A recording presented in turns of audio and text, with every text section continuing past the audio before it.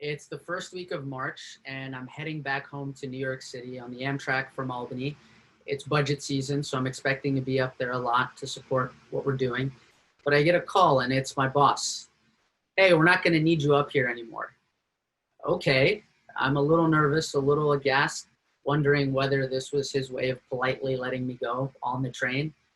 But I'm going to need you to work on something else. Got it. What do you need? I want you to work on coronavirus. It's the most important thing that we're going to do for the foreseeable future, and I think we can add value. Okay?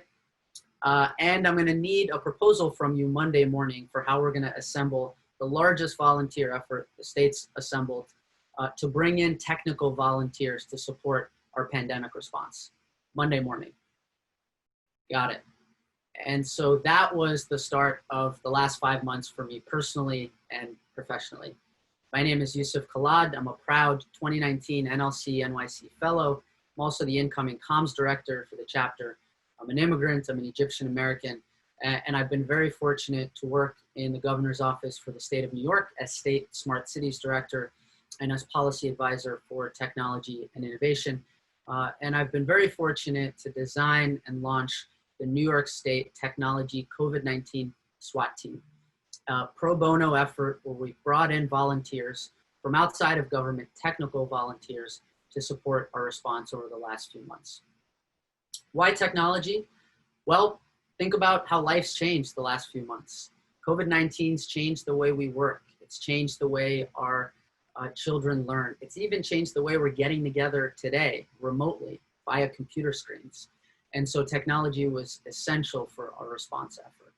Within 24 hours, we had a plan, and within 48 hours, our plan for the SWAT team was approved and ready to go. Within a couple of days, we had a good idea of that first set of partners who we knew would support the effort externally. And then by that very first weekend, we had the first cohort of projects ready to launch, ready to go. When we're looking for support, we look to our backyard, we look to our community. We look to the thousands of sophisticated tech companies around the state. We're looking to support the civic-minded startups who we knew existed in the state, and even the tech-savvy NGOs and nonprofits who wanted to lend a helping hand. The task was actually, frankly, easier than expected. So many had been inspired by the governor's clarity of communications and leadership throughout the early days of the coronavirus response that they were ready, willing, and able to raise their hands and support us. And so in the months that we ran this SWAT team, we've been really proud of the outcomes. I'm really proud that it's exemplified what it means to be New York tough, what it means to support your community. In those months, we heard from 3,000 organizations representing nearly 7,000 volunteers.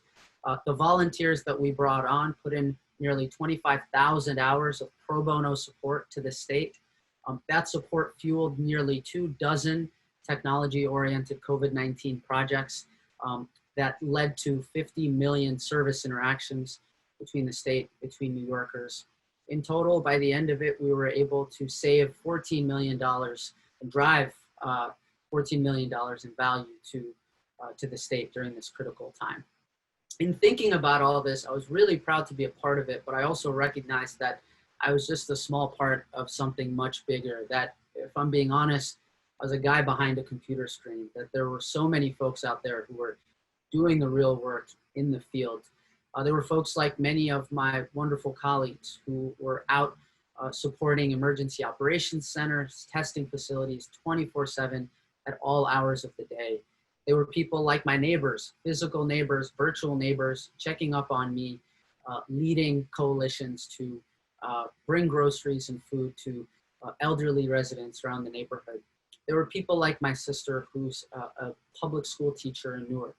We'd often talk late at night about how difficult things were, and she shared with me how challenging it was to connect with her 3rd and 4th grade students via computer screen.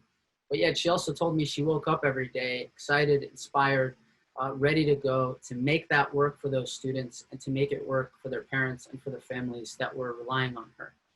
I leave the NLC community with a call to action and a call to question the current circumstances. What does it mean to live in a country where technology, where essential tools and systems are so inequitably distributed across the country? And what are we going to do about it? COVID-19 has demonstrated that technology and connectivity are vital, are crucial, are necessary for social, economic, and democratic participation and equity.